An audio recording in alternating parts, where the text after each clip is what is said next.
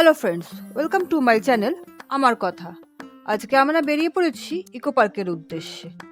আর এই যে দমদম রোড ধরে চলেছি, যেতে যেতে চলে এসেছি ইকো পার্কের কাছে। এটা একটা গলফ কোর্ট, আর এই পাশের রাস্তাটা যেমন সবুজ তেমন সুন্দর, তাই এখানে যেন বারবার আসতে ইচ্ছা করে। তাই আবারও চলে এসেছি এই জায়গায়। আর এখানে কিছু খেলাও হয়, এখন দেখা যাচ্ছে না কিন্তু হয়। আর এই লেকটা আপনাদের অনেকেরই খুব পরিচিত, কারণ এটা ওই ক্যাফে একান্তের ওখানকার যে লেকটা, জায়গাটা কিন্তু বেশ সুন্দর, যেমন ছিমছাম তেমন সুন্দর। এখানে বারবার আসতে এসে বসে আড্ডা মারতে দারুণ লাগে, আমার তো ব্যাপক লাগে। আপনারাও জানাবেন আপনাদের কেমন লাগে। এই লেক ধরেই চলেছি ইকো পার্ক গেট নাম্বার 8-এ, জাপানিজ টেম্পলের ওখানে। কিন্তু শুধু জাপানিজ টেম্পল দেখলেই তো হবে না, তার আগে এই চাটা আমরা খেয়ে নিয়েছি, কারণ এই চাটা আমার ব্যাপক লেগেছিল আগের দিন। তাই আজকে আবার আর এটা ছাড়লাম না, তাতেই করে চাটা খেয়ে একটু পেট পুজো করে চলে গেছি জাপানিজ টেম্পলে। আর এরকম লেকের ধারে বসে চা খাওয়ার কিন্তু মজাই আলাদা, যেটা আমরা প্রচণ্ড উপভোগ করেছি। সোমনাথ, আমি আর আমাদের চা, বিকেলটা কিন্তু জাস্ট জমে গেছিল। আর এই যে গেট থেকে ঢুকে খানিকটা এগিয়ে এই জাপানিজ স্টল, এখানেই পাওয়া যায় চাটা। চলে এসেছি এবার জাপানিজ টেম্পলে। জায়গাটা কিন্তু আগেও আমি এসেছি, ভীষণ সুন্দর। তাই এবার সোমনাথকে দেখাতে নিয়ে এসেছি, কারণ সোমনাথ আসেনি এখানটায় আগে। ঢুকতে পড়ে গেছে এই বুদ্ধা মূর্তিটা।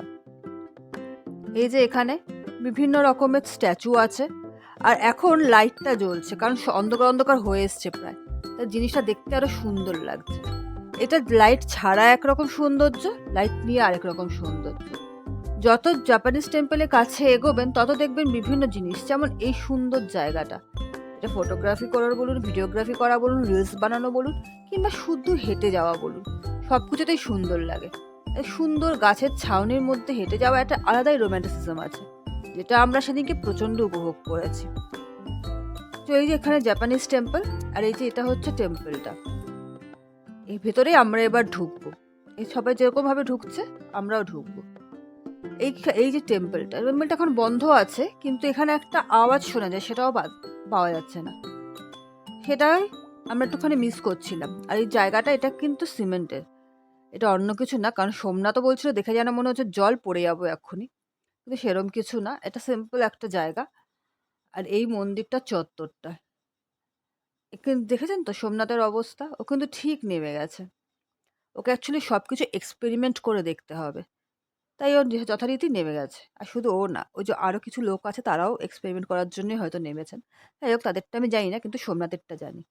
এই টেম্পলের ওখানটা লাইটটা বোধহয় কেটে গেছিল, তখন থেকে চোখ মেরে যাচ্ছে তো মেরেই যাচ্ছে। যাই হোক, বিকেলে জাপানিজ টেম্পলটা দেখতে কিন্তু বেশ সুন্দর লাগছিল। আর এই জায়গাটা ওর ঠিক পেছন দিকেই আছে, খুব সুন্দর জায়গা। ওই আগেরটার মতোই এটাও কিন্তু ওই একই রকমভাবে ইউজ করা যায়। আর এখান দিয়ে হেঁটে যেতেও বেশ ভালো লাগে, কারণ এরপরে আরও সুন্দর সুন্দর বেশ জায়গা আছে, যা চোখের পক্ষে খুব ভালো, মাথার পক্ষেও বেশ ভালো, কারণ মাথাটা বেশ সুন্দর একটা স্মৃতি এর দ্বারা আমরা পাই।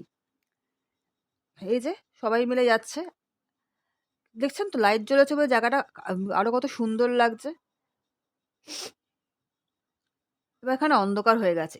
এইটা হচ্ছে ইকো পার্কের লোডশেডিং। হ্যাঁ, আমরা যখন ইকো পার্ক দিয়ে এখান থেকে হেঁটে হেঁটে যাচ্ছিলাম, হঠাৎ করে ইকো পার্কের লোডশেডিং হয়ে গেছিল। আর ইকো পার্কের লোডশেডিং আমি প্রথমবার দেখেছি। যাই হোক, আমরা যখন ফিরছিলাম তখন যথারীতি কারেন্ট চলে এসছে, কারণ অন্ধকারের মধ্যে আর কতক্ষণ রাখবে পার্কটাকে, কত লোক তো আছে না এপাশ ওপাশ। এই আমাদের ফেরার সময় যথেষ্ট আমরা একটুখানি টায়ার্ড হয়ে গেছিলাম, কারণ অনেকটা হেঁটে ফেলেছিলাম, কিন্তু তাও বিকালটা ভীষণ এনজয় করেছি, দারুণ লেগেছে। আর এই যে সেই লেকটা, তখন একরকম সৌন্দর্য, এখন আরেক রকম সৌন্দর্য। বলেছিলাম না, এই লেকটা এতটাই ছিমছাম, এতটা সুন্দর জায়গা, এখানটা যেন হেঁটে যেতে, দাঁড়িয়ে থাকতে, আড্ডা মারতে সব কিছুই ভালো লাগে। আমার তো সব কিছুই করতে ভালো লাগে, এই লেকটা আমার কাছে দ্য বেস্ট জায়গা একটা। যাই হোক, লেকটাকে ছাড়িয়ে আমরা ক্রমশ এগিয়ে যাচ্ছি, আর একটা সুন্দর বিকেল দুজনেই খুব এনজয় করছি। অনেকদিন বাদে এনজয় করলাম তো, তাই ব্যাপক লাগছিল আরো। ইকো পার্ক থেকে বেরিয়ে কিছুটা দূরে এই শ্রীরাম মন্দির। আমি এই বড় হনুমানজির স্ট্যাচুটা আগেও দেখেছি, কিন্তু এই রাম মন্দিরে আসা হয়নি। তা আজকে ভেবেছিলাম যাবই যাব। বিকেলটা যখন এত সুন্দর কাটলো, তখন একটু হনুমানজির দর্শন করেই নয় কাটুক, মন্দ কি। তাই গিয়েছিলাম। কিন্তু জায়গাটা সত্যি ভীষণ সুন্দর।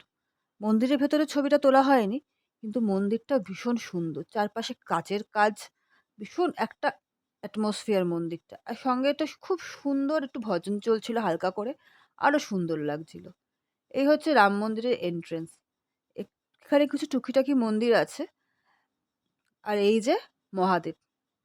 যাই হোক, হনুমানজি আর মহাদেবকে নিয়ে আজকে আমরা দিনটা শেষ করলাম। আপনাদের সাথে আবার দেখা হবে পরের ব্লগে। ততক্ষণের জন্য টাটা।